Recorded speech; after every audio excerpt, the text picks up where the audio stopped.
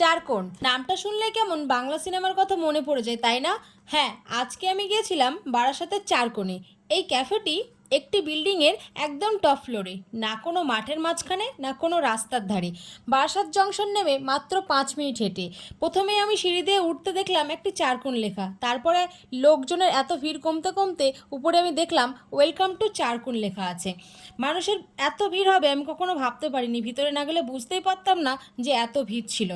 ভিতরে এত লোক ছিল যে আমি অর্ডার করারও চান্স পাইনি। বেশিরভাগ কী বলো তো, ব্যাচেলারদের ভিড়। তারপর কেউ কারো গার্লফ্রেন্ড নিয়ে এসছে, কেউ হয়তো পড়া শেষে সন্ধ্যাবেলায় একটু টিফিন করতে এসেছে, কেউ বা ফ্যামিলি নিয়ে।